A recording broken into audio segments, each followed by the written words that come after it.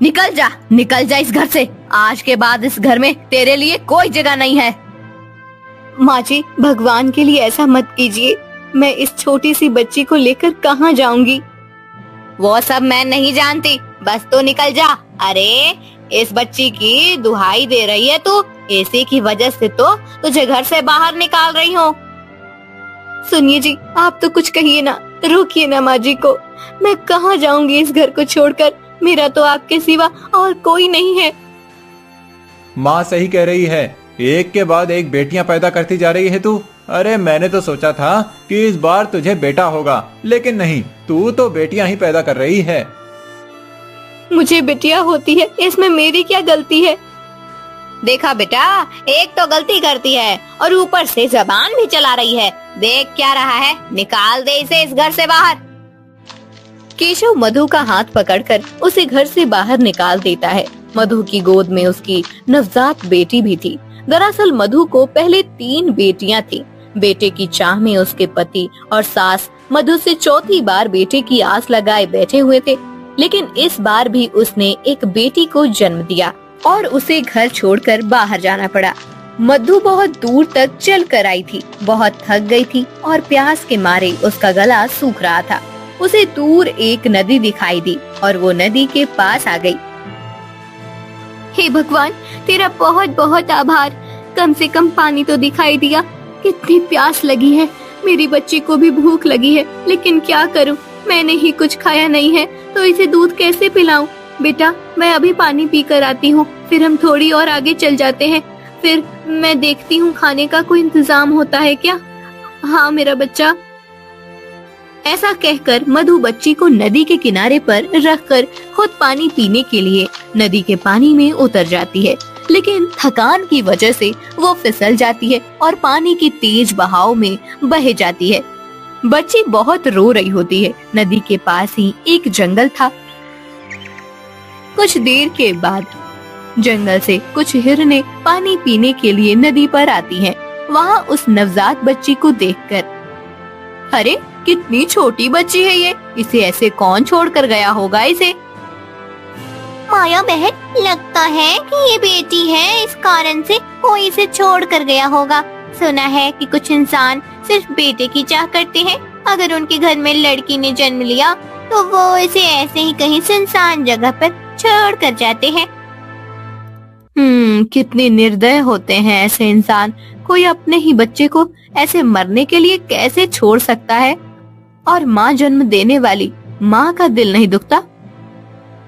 हिरन माया को उस बच्ची को देखकर बहुत दुख होता है। फिर काया छाया, मैं सोच रही हूँ कि हम इसे अपने साथ अपने जंगल में ले जाते हैं। इसे यहाँ ऐसे छोड़ना इस बच्ची के लिए सुरक्षित नहीं है। लेकिन माया दीदी, हम इसे अपने साथ कैसे रखेंगे? हमारे ही रोज के खाने पीने का ठिकाना नहीं होता, इसे क्या हम खिलाएंगे? छाया सही बोल रही है बहन। हम तो पेड़ के पत्ते, हरी घास खाकर गुजारा करते हैं, लेकिन इसे तो दूध पीने की जरूरत है। वो हम इसे कहाँ से देंगे? वो सब बाद में देखेंगे। सबसे पहले इसे यहाँ से ले जाना ज्यादा जरूरी है। हिरन माया बाकी 2 हिरणों के साथ बच्ची को लेकर जंगल में चली जाती है। जंगल में जाने के बाद छाया, कुछ दिनों पहले मिट्टी हथनी ने एक बच्चे को जन्म दिया है। हम इस बच्ची को उसका दूध पिला सकते हैं। लेकिन इंसान के बच्चे के लिए हथनी का दूध? वो एक माँ का दूध है छाया, बच्चे के लिए तो अमृत होता है। हिरन माया के कहने पर बच्ची को मिंटी हथनी का दूध पिलाया जाता है। धीरे धीरे बच्ची बड़ी होने लगती है। मिंटी हथनी और उसका बाकी हाथी परिवार भी अब बच्ची को अपना मानने लगा था। एक दिन हमें अब इस बच्ची का कुछ नाम रखना चाहिए। हाँ, कब तक हम इसे बच्ची बच्ची कहें? इसकी आंखें बिल्कुल हमारे जैसी हैं। मुझे लगता है कि हम इसका नाम मुर्गाछी रखें। हाँ, बहुत अच्छा नाम है। उस दिन के बाद सब बच्ची को मुर्गाछी कहकर बुलाने लगते हैं। एक दिन जंगल का राजा शेर हिरन की गुफा के पास आता है। उसे इंसान की गंध आती है। फिर यहीं से आ रही है सुगंध। हाँ, यहाँ एक बच्ची है, इसे खाकर मजा आ जाएगा। शेर मृगाक्षी की तरफ बढ़ने लगता है। तब सभी हिरनें उसके सामने आती हैं। वनराज, इस बच्ची को छोड़ दीजिए, इसे खाने का विचार अपने मन से निकाल दीजिए। तुम कौन होती हो मुझे ये बताने वाली? वनराज, ये मेरी बेटी जैसी है, मैंने इसे पाला है, ये बहुत छोटी है, चाहो तो आप मुझे खा लो, लेकिन इस बच्ची को नहीं। नहीं, तुम सब जानवरों का मांस बहुत खा चुका हूँ। इस इंसान की गंध मुझे इसे खाने पर विवश कर रही है। लेकिन हाँ, तुम्हारी बात भी सही है, ये अभी बहुत छोटी है। शेर वापस चला जाता है। हिरन को लगता है कि उसके कहने पर शेर ने अपना दयालुपन दिखाया है। 5 साल बीत जाते हैं। सभी हिरनें खाने की तलाश में कहीं गई हुई थी। मृगाक्षी अकेली गुफा में बैठी थी। तभी शेर वहां आया और अकेली है ये बच्ची आज। बेटी, आओ मेरे साथ आओ। आप कौन है? मैं तुम्हारा मामा हूँ, शेर मामा। तुम्हें पता है, मैं इस पूरे जंगल का राजा हूँ। चलो मेरे साथ मेरी गुफा में। मेरे पास खाने की बहुत चीजें हैं और बहुत खिलौने भी हैं। तुम्हें खेलना है? हाँ मामा जी, मुझे खेलना है। तो चलो, जब माया वापस आएगी तब मैं तुम्हें वापस छोड़ दूंगा। शेर की बात सुनकर मृगाक्षी उसके साथ चली जाती है। कुछ देर के बाद जब हिरन वापस आती है तब उसे मृगाक्षी कहीं नहीं दिखती। सभी हिरनें मृगाक्षी को जंगल में ढूंढते हुए शेर की गुफा के पास आकर पहुंचती हैं। वो देखती हैं कि शेर मृगाक्षी के साथ खेल रहा था। उसके चेहरे के भाव देखकर माया समझ गई कि शेर इसे बहाने से लेकर आया है और इसे खाने वाला है। मृगाक्षी, चलो, मैं आ गई हूँ। माँ, मामा जी के साथ खेलने में मजा आ रहा है, खेलने दो ना।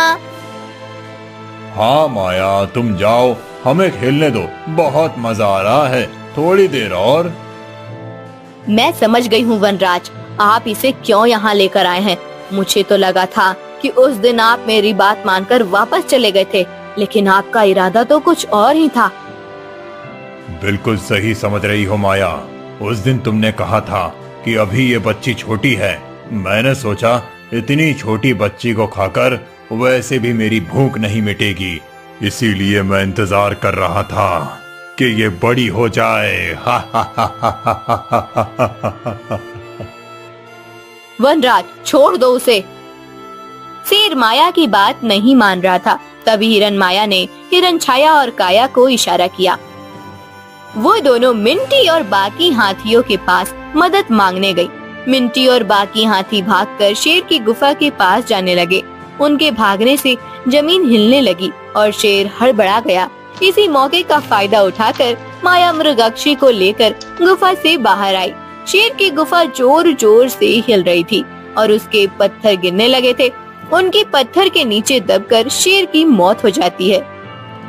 आखिरकार इस दुष्ट वनराज का अंत हो ही गया। कुछ साल बीत जाते हैं। मृगाक्षी अब जवान हो गई थी। वो बहुत सुंदर लगने लगी थी। एक दिन राजसभा में, हमें एक नया महल निर्माण कराना है, इसीलिए बहुत बड़ी भूमि की आवश्यकता होगी। प्रधान जी, हमारी राज्य भूमि कहाँ उपलब्ध हो सकती है? महाराज, हमारे राज्य की सीमा पर एक बहुत बड़ा जंगल है।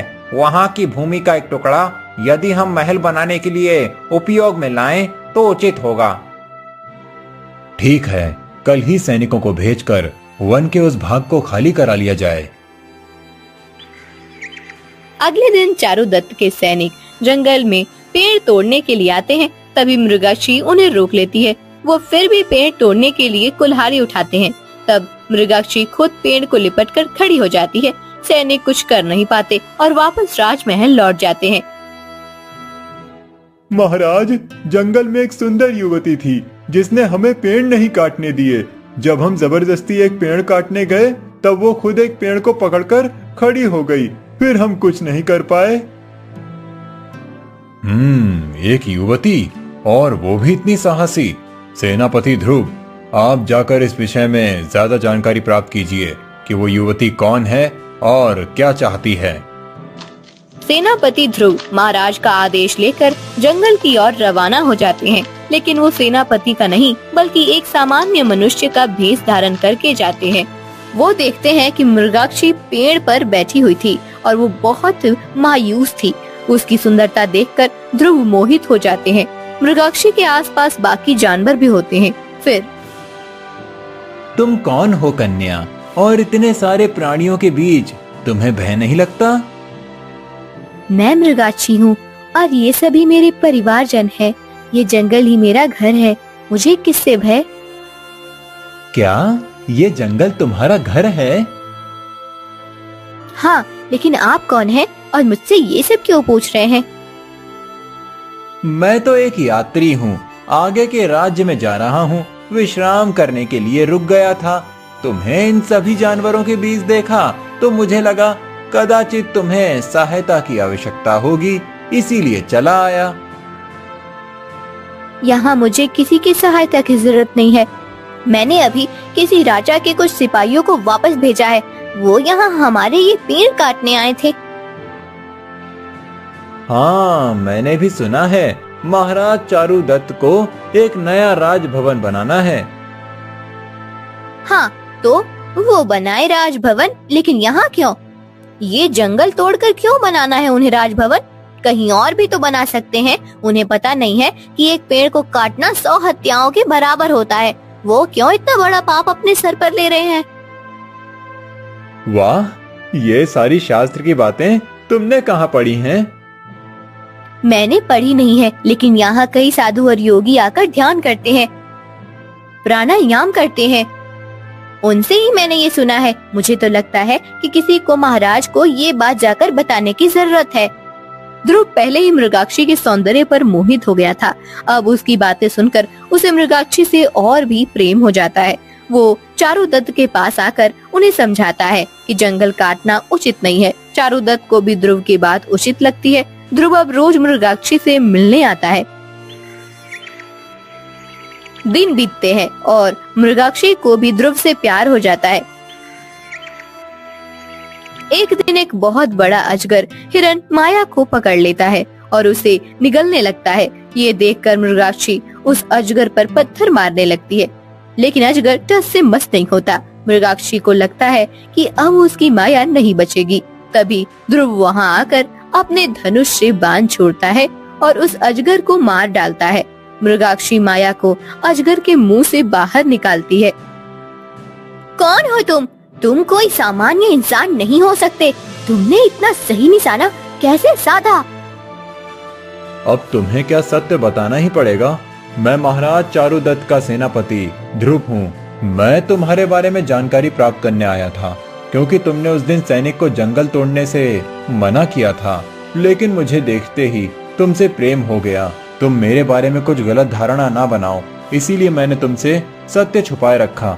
मृगाक्षी, मैं तुमसे विवाह करना चाहता हूँ। बेटी मृगाक्षी, ये लड़का सच में तुमसे बहुत प्यार करता है। तुम इसके साथ विवाह करके सुखी हो जाओ। लेकिन माँ, अगर मैं चली जाऊंगी तुम अकेली हो जाओगी। नहीं बेटा, मुझे तो खुशी है कि मेरी बेटी सुख में है। तुम कब तक ऐसे जंगल में भटकती रहोगी? जब मैंने तुम्हें पहली बार देखा था तब तू एक नवजात बच्ची थी। मैं तुम्हें तुम्हारी सुरक्षा के लिए अपने साथ जंगल में ले आई थी, लेकिन अब तुम बड़ी हो गई हो, अपना ख्याल खुद रख सकती हो और सेनापति जी जैसे योद्धा को अपने पति के रूप में पाकर तुम्हारा जीवन धन्य हो जाएगा।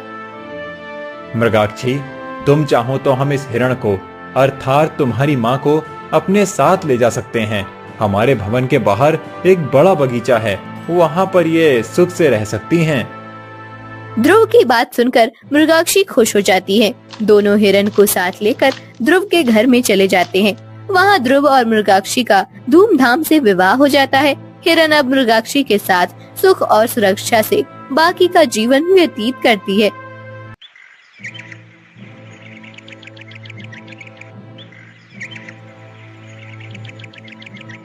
स्वर्ग लोक में गंधर्व कन्या लावण्या कमल उद्यान में घूम रही थी।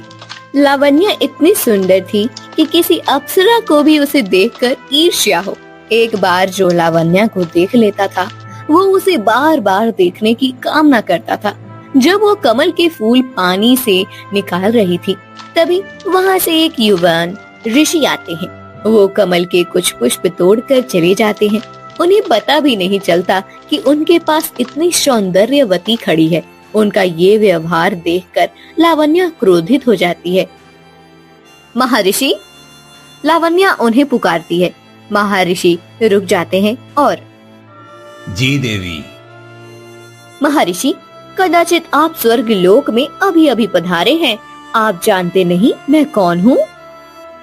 क्षमा करें देवी, परंतु मुझे आपका परिचय नहीं है। मैं गंधर्व कन्या लावण्या हूँ। पूरे स्वर्ग लोक में मेरी जितनी सौंदर्यवती दूसरी कोई नहीं है। स्वर्ग लोक में ऐसा कोई नहीं जो मुझे एक बार देखकर पुनः पलटकर ना देखे। और आपने मेरी तरफ ध्यान भी नहीं दिया। मैं आपके समीप ही खड़ी थी, परंतु आप कमल पुष्प तोड़कर चले भी गए। ये तो मेरा अपमान है। नहीं देवी, आपका अपमान करने का मेरा कोई आशय नहीं था, परंतु मैंने आजीवन ब्रह्मचार्य पालन करने का व्रत लिया है। इसी कारण से मैं किसी भी स्त्री की तरफ देखता भी नहीं।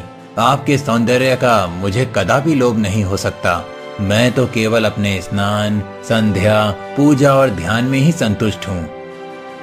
अच्छा, आपको इतना अभिमान है अपनी ध्यान और पूजा पर? अभिमान नहीं देवी, परंतु कोई भी प्रलोभन मेरे व्रत को भंग नहीं कर सकता। ये सत्य है। महर्षि इतना कहकर चले जाते हैं। लावण्या को उनकी बात सुनकर बहुत क्रोध आता है। अगले दिन जब महर्षि स्नान के लिए नदी में गए हुए होते हैं, तब लावण्या पत्थर पर रखे हुए उनके वस्त्र उठाती है और एक ऊंचे पेड़ पर फेंक देती है। ये देखकर महर्षि का शरीर क्रोध से कांपने लगता है। वो उसे श्राप देते हैं। हे उद्दंड युवती, तुझे अपने सौंदर्य पर बहुत ज्यादा अभिमान है। मैं तुझे श्राप देता हूँ कि तू पृथ्वी लोक में जन्म लेगी और वहीं तेरी मृत्यु होगी। तुझे स्वर्ग लोक छोड़कर जाना होगा।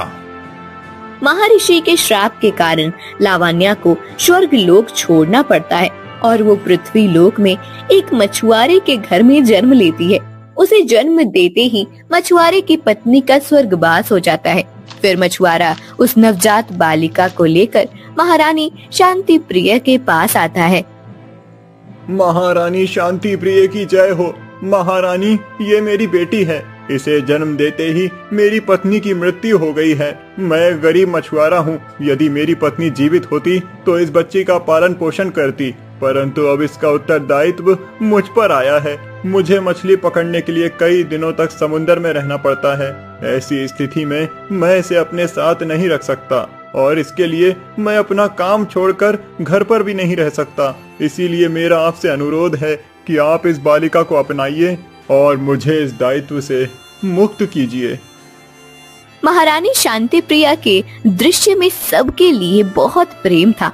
वो उस बच्ची को मछुआरे के हाथ से अपने गोद में ले लेती हैं। कितनी सुंदर बालिका है। मछुआरे, तुम आज से इस बालिका के दायित्व से मुक्त हो। ये अब मेरी पुत्री है। मेरे 7 पुत्र हैं। इसका मुझे संतोष था, किंतु मेरी ये सदा ही मनसा थी कि मेरी एक पुत्री हो। आज से ये मेरी पुत्री राजकुमारी देवयानी है। महारानी मछुआरे को वापस भेज देती हैं और उस बालिका को अपनी पुत्री बना लेती हैं। महाराज शंख शर्ण भी महारानी के इस निर्णय से आनंदित होते हैं। समय बीत रहा होता है और राजकुमारी देवयानी अब बड़ी हो रही थी। एक दिन छोटी राजकुमारी को खेलते हुए देख महारानी शांति प्रिय, आपने इस बालिका को अपनी पुत्री बनाकर सत्य में बहुत ही अच्छा कार्य किया है। हमारे राज्य भवन में हमारे राजकुमारों की रौनक तो थी, परंतु इस बालिका के आने के बाद तो जैसे राजभवन में जीवन आ गया हो। सत्य कहते हैं, एक पुत्री तो होनी ही चाहिए जिसके नुपुर की झनकार पूरे भवन में गूंजे। हाँ महाराज, परंतु अब देवयानी बड़ी हो रही हैं। हमारे राजकुमारों की भी भांति अब हमें राजकुमारी को भी शिक्षा देनी चाहिए। राजकुमारी देवयानी सौंदर्यवती है। यदि वो शिक्षा प्राप्त करके विद्यावती भी बन जाएंगी तो इस धरती पर उनके सर्वथा में और कोई राजकुमारी खड़ी नहीं हो सकती। महाराज शंकरशन को महारानी शांति प्रिया का प्रस्ताव उचित लगता है और राजकुमारी देवयानी की शिक्षा शुरू हो जाती है। उसी राज्य की एक विदुषी के पास देवयानी शिक्षा प्राप्त करने जाती है। कुछ वर्ष बीत जाते हैं और अब राजकुमारी देवयानी अब एक अति सुंदर युवती बन चुकी होती है। एक दिन, महाराज, हमारी बेटी अब विवाह के योग्य हो गई है। उसके लिए कई राज्यों से विवाह के प्रस्ताव भी आ रहे हैं। मुझे लगता है कि अब हमें उसके विवाह के विषय में विचार करना चाहिए। अवश्य महारानी, परंतु एक बार देवयानी से भी हमें पूछना चाहिए कि वो हमारी पसंद से विवाह करना उचित समझती है या उन्हें अपना स्वयंवर कराना है। हमारी पुत्री उच्च विद्या विभूषित है, बुद्धिशाली है, उसका वर भी उसकी भांति ही बुद्धिशाली होना चाहिए। फिर दोनों देवयानी को बुलाते हैं और पुत्री देवयानी, अब तुम विवाह के योग्य हो गई हो, इसीलिए हम तुम्हारे विवाह के विषय में बात कर रहे हैं। मुझे तुमसे पूछना है कि तुम विवाह करोगी या उसके पूर्ण तुम्हें स्वयंवर करने की इच्छा है। हमारी संस्कृति में कन्या को अपना स्वयंवर चुनने की अनुमति दी गई है और मैं चाहता हूँ कि तुम्हारा ये निर्णय तुम स्वयं लो। पिताश्री, मुझे आप पर पूरा विश्वास है कि आप मेरे लिए जो भी करेंगे वो उचित ही होगा, परंतु मैं अपना स्वयंवर करने की इच्छा रखती हूँ। मैं देखना चाहती हूँ कि हमारी धरती पर ऐसा कौन बुद्धिशाली है जो मेरे प्रश्नों का उत्तर देगा। देवयानी के इच्छा के अनुसार महाराज शंकरशन और उनके पुत्र मिलकर देवयानी के स्वयंवर का भव्य आयोजन करते हैं। स्वयंवर के लिए दूर दूर से राजकुमार आते हैं। देवयानी पहले ही बहुत सुंदर थी और स्वयंवर के समय विविध आभूषण और सुंदर वस्त्रों से सजी हुई और भी ज्यादा सुंदर लग रही थी। देवयानी स्वयंवर का प्रश्न पूछना आरंभ करती है। मेरा आप सभी को अभिवादन है। मैं आपसे 3 प्रश्न पूछूंगी और तीनों का उत्तर एक ही है। जो भी मेरे प्रश्नों का सही और उचित उत्तर देगा उस राजकुमार की गले में वरमाला डालूंगी। मेरा पहला प्रश्न है कि ऐसा क्या है जो कभी हमारा साथ नहीं छोड़ता और सदा हमारे साथ रहता है। दूसरा प्रश्न ये है कि हम सभी एक किराए के घर में रहते हैं और एक न एक दिन हमें वो घर छोड़कर जाना है। वो घर कौन सा है? और तीसरा प्रश्न है कि वो क्या है जो गरीब, धनिक, वृद्ध, युवान ऐसा कोई भेद नहीं रखता। देवयानी का प्रश्न सुनकर सभी राजकुमार चौंक जाते हैं। कई राजकुमारों को लगता है कि ये कोई छल है। एक राजकुमार, राजकुमारी देवयानी, ये कैसा प्रश्न है? इन तीनों प्रश्नों का एक ही उत्तर होना संभव ही नहीं है। ये हमारे राजकुमारों का उपहास है। आप कहती हैं कि हम सब एक किराए के घर में रहते हैं, परंतु हम तो राजकुमार हैं, अपने राज्य भवन में रहते हैं। आपका प्रश्न ही उचित नहीं है राजकुमारी, और आप हमसे ऐसे प्रश्न पूछ रही हैं जिसका कोई उत्तर नहीं हो सकता। मैं इस स्वयंवर को एक छल मानता हूँ जो आपने हम सबके उपहास के लिए किया है। आपको अपनी विद्या पर अहंकार हो गया है। नहीं राजकुमार, ये कोई उपहास नहीं है। इन तीनों प्रश्नों का एक ही उत्तर है। कदाचित आपके पास इतनी बुद्धि नहीं कि आप इन प्रश्नों का उत्तर दे सके। मेरा आपसे अनुरोध है कि आप कृपया अन्य राजकुमारों को भ्रमित न करें। कई राजकुमारों को इन प्रश्नों का उत्तर नहीं आता, तो कई राजकुमार गलत उत्तर देकर अपने स्थान पर लौट जाते हैं। महाराज शंकरशन और महारानी शांतिप्रिया को चिंता होने लगती है कि अब राजकुमारी देवयानी का स्वयंवर कैसे संपन्न होगा। तभी राजकुमार शशिधर वहाँ आते हैं और राजकुमारी देवयानी, आप सत्य में बहुत ही बुद्धिशाली हैं। ऐसे 3 प्रश्न जिसका एक ही उत्तर हो, ऐसे प्रश्न कोई उच्च विद्या विभूषित ही पूछ सकता है। सत्य में ये बहुत विकट प्रश्न है, परंतु मैं आपके प्रश्नों का उत्तर देने का प्रयास करता हूँ। राजकुमारी, आपका पहला प्रश्न था, ऐसा क्या है जो सदा हमारे साथ होता है, जो कभी हमारा साथ नहीं छोड़ता? तो उसका उत्तर है मृत्यु। मृत्यु सदा ही हमारे साथ होती है। जीवन हमारा साथ छोड़ देता है और हम मृत्यु को प्राप्त होते हैं। मृत्यु हमें अपने साथ ले जाती है। इसी अर्थ से आपके पहले प्रश्न का उत्तर है मृत्यु। आपका दूसरा प्रश्न था, हम सब एक किराए के घर में रहते हैं और हम सबको एक दिन वो घर छोड़कर जाना है। उसका उत्तर भी है मृत्यु। किराए का घर अर्थात हमारा ये शरीर। हम सबको एक दिन हमारे शरीर का त्याग कर अपनी आत्मा को मुक्त करना पड़ता है और ये मृत्यु के पश्चात होता है। इसी कारण से आपके दूसरे प्रश्न का उत्तर भी मृत्यु है। आपका तीसरा प्रश्न था कि ऐसा क्या है जो गरीब, धनिक, वृद्ध, युवान ऐसा कोई भेद नहीं रखता। तो राजकुमारी, मेरे अनुमान से उसका भी उत्तर मृत्यु है। मृत्यु ही है जो सबको आती है। मृत्यु से आज तक ना कोई बचा है और ना कोई बच सकता है। कोई राजा हो या रंक, वृद्ध हो या युवान, उच्च जाति में जन्म लिया हो या नीची जाति में, परंतु मृत्यु इन सब का भेद नहीं करती और सबको प्राप्त होती है। इस कारण से आपके तीसरे प्रश्न का उत्तर भी है मृत्यु। अर्थात आपके तीनों प्रश्न का उत्तर एक ही है, मृत्यु। राजकुमार शशिधर का ये उत्तर सुनकर राजकुमारी देवयानी आनंद से ओतप्रोत हो जाती हैं। वहाँ पर बैठे हुए सभी राजकुमार और ग्रामवासी तालियां बजाने लगते हैं। शंकरशन और शांति प्रिया भी बहुत आनंदित हो जाते हैं। राजकुमार शशिधर, आपने मेरे प्रश्नों का उचित उत्तर दिया है। आप सत्य में बहुत ज्यादा बुद्धिशाली हैं। मैं आपको अपना वर चुनती हूँ। राजकुमारी देवयानी वरमाला लेकर राजकुमार शशिधर के पास आती हैं। वो राजकुमार के गले में वरमाला डालने ही वाली होती हैं कि तभी वही महर्षि जिन्होंने स्वर्ग लोक में गंधर्व कन्या लावण्या को श्राप दिया था, वो वहाँ प्रकट हो जाते हैं। राजकुमारी, आप ये विवाह नहीं कर सकती। महर्षि, मुझसे या मेरी पुत्री से कोई अपराध हुआ है क्या? आप इसे विवाह करने से क्यों मना कर रहे हैं?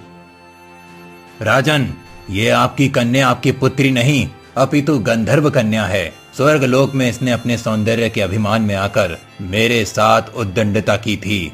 इस कारण मैंने इसे श्राप दिया था कि ये पृथ्वी लोक में जाकर जन्म लेगी और वहीं इसकी मृत्यु होगी। महर्षि, आपके श्राप के कारण मैं पृथ्वी पर आई हूँ, मृत्यु भी नहीं हुई है, तो फिर मैं विवाह क्यों नहीं कर सकती? देवी, मैंने अपने क्रोध में आकर आपको श्राप दिया, परंतु उसके बाद आपके पिता ने मुझसे आकर क्षमा मांगी और आपको पुनः स्वर्ग लोक में लाने की विनती की। आपके पिता आपके विरह में बहुत पीड़ा में अपना जीवन व्यतीत कर रहे थे। मुझसे उनकी पीड़ा देखी नहीं गई, इसीलिए मैं आपको पुनः स्वर्ग लोक में ले जाने के लिए आया हूँ। क्षमा करें महर्षि, परंतु किसी वह ऋषि का श्राप कभी व्यर्थ नहीं जाता। आपका श्राप तो अभी अपूर्ण है। मैंने पृथ्वी पर जन्म तो ले लिया, परंतु मेरी मृत्यु होने तक मुझे यहीं रहना होगा और कोई भी मनुष्य देह धारण करके स्वर्ग लोक में नहीं जा सकता। ये सत्य है, इसलिए मैं आपके साथ अभी स्वर्ग लोक नहीं आ सकती। मेरा आपसे अनुरोध है कि आप मेरे पिता से कहें कि पृथ्वी पर ये देह छोड़ने के बाद में अवश्य उनके पास आऊंगी, परंतु अभी मेरा उनके पास आना संभव नहीं है। महर्षि, आपने क्रोध में आकर मुझे श्राप दे दिया, परंतु वो श्राप मेरे लिए वरदान बन चुका है। मेरा बाल्यकाल उत्तम तरह से व्यतीत हुआ है और अब एक बुद्धिशाली मनुष्य के साथ विवाह करके मेरा उर्वरित जीवन भी सुख से व्यतीत होगा। देवयानी की बात सुनकर महर्षि चले जाते हैं। देवयानी और राजकुमार शशिधर का विवाह हो जाता है और दोनों संतोष और आनंद के साथ अपना जीवन जीने लगते हैं।